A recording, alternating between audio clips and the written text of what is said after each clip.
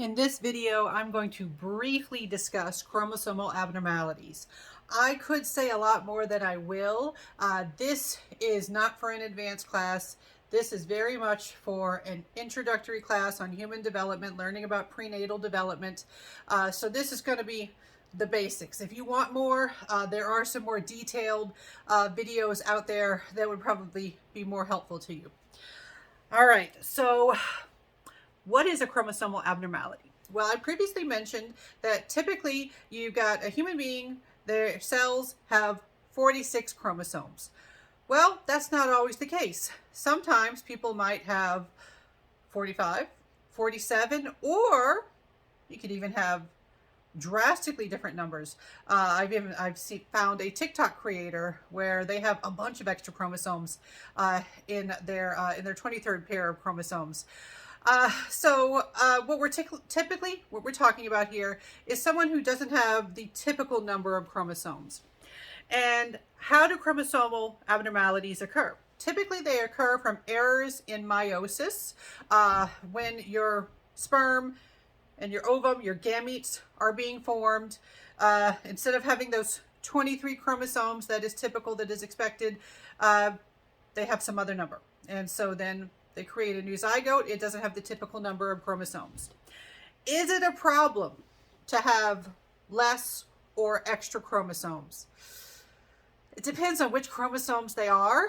Some chromosomal abnormalities are they're not compatible with life. They lead to miscarriage, or the technical term is spontaneous abortion. I know that word has some extra connotations, but that is the technical term for pregnancy loss, for miscarriage. It's spontaneous abortion rather than elective abortion. All right, so miscarriage is a lot more common than a lot of people believe. I actually have a whole paper about this. It's really hard for me not to tell you all about it. And also I had about 3 TikTok videos that I made about this that I've also uploaded to this YouTube channel if you're curious and you want more information. But the basics, miscarriage is more common than most American survey participants believe. And the most common, or a very common explanation is chromosomal abnormality. It's estimated about 50% of miscarriages. And remember previously when we talked about implantation, we talked about how a lot of conceptions don't get past implantation. That would be a very early miscarriage. Miscarriage is remarkably common. When it happens after implantation, it's very common that it's because of chromosomal abnormalities. Now, I was reading something saying that about 50% of losses could be explained by chromosomal abnormalities, that the code that was there was just, it wasn't what was needed to build a human being, to have a viable pregnancy. Now, there are some chromosomal abnormalities that are compatible with life, where the individual can develop and they can survive, but they have some characteristic symptoms. One that you may have heard of is Down syndrome. Down syndrome is also known as trisomy 21, tri meaning three chromosomes. Instead of having 2 chromosomes, instead of having a 21st pair of chromosomes, they have a 21st triplet of chromosomes. They've got an extra chromosome. What do we get from having that extra bit of code in that 21st location? Well, people with Down syndrome, they often, not always, but typically, they have intellectual disability, what we used to call mental retardation, but now the official recognized term is intellectual disability. In fact, it's one of the most common causes of what we call organic intellectual disability, meaning it has a known biological cause. But in addition to that, people with Down syndrome, they tend to be short in stature. They have characteristic facial features.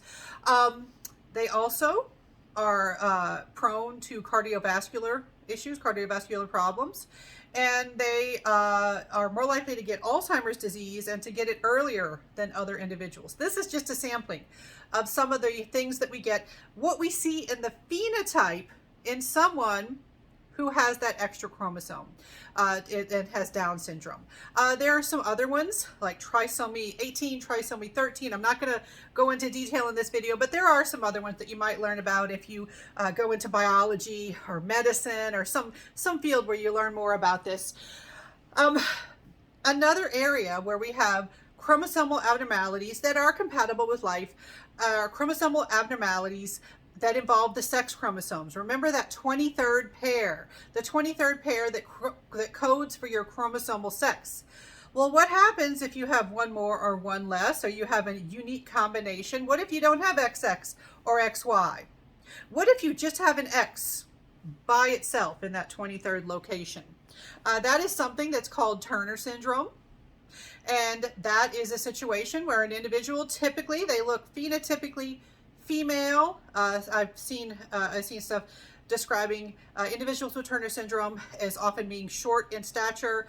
Sometimes they do have greater risk for certain specific types of learning disabilities, and they often have to deal with fertility problems. All right, but a lot of times you're not going to know somebody has Turner syndrome unless they tell you. It's not something that screams out, hey, this individual is different. Now, this is an example of an intersex condition. Remember, we said before, you have male, you have female, but we have to remember that intersex exists. Chromosomal abnormalities are not the only cause of intersex.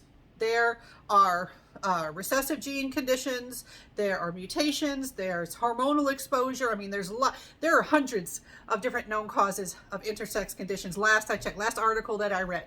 But one known cause of intersex conditions is having chromosomal abnormalities in the 23rd location. Now, you could also have a situation where a person has XYY, all right? So they've got an extra Y chromosome. You could also have XXY. You can have situations where someone has triple X. All right. There's all sorts of different combinations. In fact, XXY, that is Klinefelter syndrome. In that situation, I've met some interesting social media folks on Twitter and TikTok talking about living with Klinefelter syndrome. And one thing that struck me is how different their phenotypic symptoms are. One of them looks very masculine male. The other one looks very masculine in the face, but has very feminine body features. All right. So with Klinefelter syndrome, you have male coding for male and coding for female kind of almost competing in the same person. And so they do have more of a female body fat distribution typically, and also fertility problems and things to deal with, and also some greater risk for specific types of learning disabilities. All right.